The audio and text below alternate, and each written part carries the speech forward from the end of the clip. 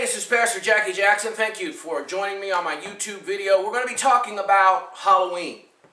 Kind of what's involved in that. Is it just trick-or-treat and costumes and parties and getting candy and having fun, or is there more to it than that? You can find out more about the message on Halloween, the messages on Halloween, by logging on to www.jackiejacksonministries.com, because there's certainly going to be more there than I can tell you today.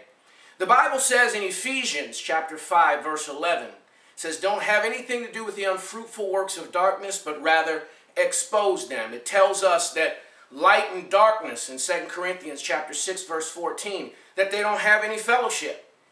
1 Thessalonians, chapter 5, verse 22 tells us to abstain from every appearance of evil. And so what we want to do is just get right to the point and tell you that Halloween is not the celebration of just fun and games and all of that. You know, and really until around the 19th century, right around the beginning, it didn't even belong to kids. It was a party that some adults would have, but it also has had periods of time where it's actually been outlawed because of its practices, because it is considered as Satan's high holy day or Satan's birthday by witches and other people that do those forms of worship now, as well as the things that used to happen in the past. And I think that that's the real point. If everything that we're talking about happened with the Celtic people, happened with the Druid priest, if it all happened years ago, then there's no reason to be concerned about it now. But because these are practices that still go on, I've read some things from, that people that are still involved in these practices, some of the things that they've said that I kind of find really, really interesting. But you know, we really can, and I don't, again, you have to go to the website. I don't have time to go back into all the detail, but I can trace this now based on the research I've done this time around. You know, you learn something as you keep fooling around with it, you know.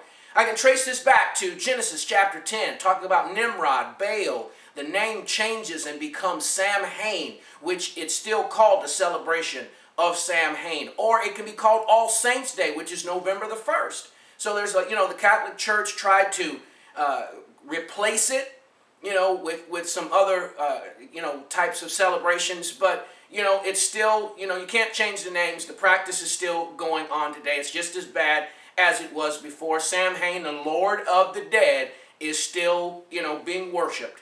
Now, what the belief is that somewhere around the change of the vernal equinox, which is, September 22nd to the 24th, there is a change in the spirit realm, and it gets thinner and thinner. The separation between the dimensions gets thinner and thinner, and is at its thinnest point on October the 31st. And so on October the 31st, you have, and this is what they believe, I'm not saying this isn't factual, but they believe that because that realm is thinner, then both good things and bad things happen. Demons come over, evil spirits come over to this side, and you have to disguise yourself with costumes. That's what that's all about, so that the demons don't recognize you and don't torment you in some way. When the realm is thinner, it's easier to do incantations and divine what's going to happen in the future. Everything from what's going to happen with your crops, who's going to get married, or what kind of person they're going to marry, whether or not they're going to have a good year, all of those things. You also have spirits, good spirits that are in cats and other animals, or that have gone into other people. Evil spirits has done that as well, but just talking about this side of it. And those good spirits want to cross over to the other dimension, and they have not yet been able to do that. And so this is the best time to do it. Now, in order for that to happen, in order to keep the evil spirits back, in order to for the good people to cross over, and for the evil ones to cross over, and to come out of the animals or whatever human being they may have gone into, sacrifice is required. Now, it can be animal sacrifice, or unfortunately, it can be human sacrifice. And research has shown me, and this has been consistent since I originally studied this, I believe it was back in 1992, that some 2,000 babies in this country, I don't know about the rest of the world, will be killed. Some mothers will be the altars. They've been pregnant all year. They just had their babies. They're going to be the altar, and that's where the baby is going to be sacrificed, laying on its mother. Some mothers have had their babies, and that'll just be sacrificed. The baby will be sacrificed that way, and the mother won't necessarily be the altar. This is the time of year that animal shelters are broken into more than any other time. There are FBI reports that show the largest number of kidnappings at different periods of the year. Now, ironically, Halloween is not the largest. October 31st is not the largest number of people that have been kidnapped during that period of time. It is actually May 31st, which has to do with celebrating the god Beltane, B-E-L-T-A-N-E, which is, we'll deal with that another time. But, Halloween is riding right in there at number 2, and we're talking about brides that have just gotten married because they want to sacrifice the virgin bride, kids that are grabbed, things like that. This is pretty serious. And this is, like I said, FBI reports. I'm not talking about what happened with the Celtic folks. Now, a little more about them, though, is that and now, when they would sacrifice, or as they sacrifice, what they are looking for, not only to appease the spirits, not only to appease Satan specifically so that he doesn't do, harm to folks, but it is also, when that person is killed, it's how they die, what ways they struggle, those kinds of things, right? Or when they're burned up. Bonfire means bone fire. You are actually doing sacrifice by burning people up or burning animals up at that time, and you are trying to divine the future, not just to appease the gods, if that wasn't clear. You're not just trying to appease the gods, you are also trying to divine the future, and so there's more than one reason to do these sacrifices. Now, let me tell you something. This is what trick-or-treat really, really is. Listen closely. The way trick-or-treat, we go around now and we get candy and we gather it, yada, yada, yada. But what happened for real is a group of people would come by in costumes, posed as demons, actually. Whether you knew they were humans or not, it didn't matter. The point is that you had to, when they knocked on your door, you surrendered somebody to be sacrificed. If you did, they would give you a jack-o'-lantern. Now, it wasn't always in the form of a pumpkin. It's been, turnips and other things like that. But nevertheless, they would give you something with a candle in it to put in your window. That would let the next group coming by know that you had already given someone to be sacrificed, right? You had already, you gave the trick, and now the treat is the jack-o'-lantern. That let them know not to burn your house down or to destroy your entire family, which sometimes happened if someone refused to sacrifice the one. That's what trick-or-treat really stands for.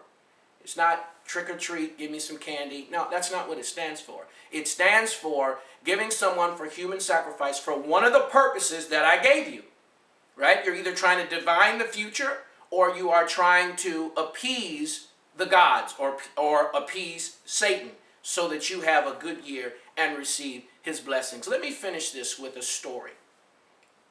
Now, I don't know where you may be watching this, but I live in the city of Cincinnati now. I'm back. Well, what happened, this was many years ago now. This is not a recent story, but nevertheless true. There was a young lady who had, she was going to school with my daughter, and she had disappeared. Not the young lady, but I'm sorry. Someone in her family, an aunt, had disappeared. And what happened is when the young lady came to school, I had just started studying along these lines. I was probably about 2 years into researching this. And I asked my daughter, I said, go and ask her if her aunt just got married, which sounds very strange. But not only had the aunt gotten married, to make a long story short, she had also put it in the newspaper, was one of the other questions that I asked, was it publicized? And the fact that that's what happened, I said, here is what may have happened. And come to find out, that's exactly what happened. She had been kidnapped as a young bride that had put the information in the newspaper and had been sacrificed. Now, I'm not telling you if you get married in October, don't do that. I'm not telling you that, I don't believe in demons and goblin costumes and all of that kind of stuff. But I don't think a costume party is a bad thing. I think that this is a time of worship for people that are involved in satanic worship in one form or another. It may have a different name, but that's what they're involved in. And they consider it as a high holy day for them. And what I am saying to you is Christians need to abstain from this. Now here's a question that a lot of people ask, well, what about my kids? What do I tell them? I don't want to put my kids in a position where they can't have fun. I don't want them to see other kids having fun and mine are not. Well, that's exactly how the Babylonian captivity happened. That's how people backslide. That's how people end up walking away from God. A little compromise here, a little compromise there. How about this? How about we tell them the truth? That's what I did. I told my kids, they were young and had already, two of them had already participated. And I explained to them what was going on, and we spent that night in prayer. We spent that night when they were young enough, and some are grown and gone, but we spent that night in prayer, asking God to bless and to save, to deliver people that had been kidnapped, to help. That's what we did. Once they knew the truth and understood what was going on, there was no issue. Now, I'm not saying that's what's going to happen for you, but I've seen it happen for other people that have gone and told their family, this is why we're not going to participate in this. And the truth had more value than just saying we're not going to do it, or,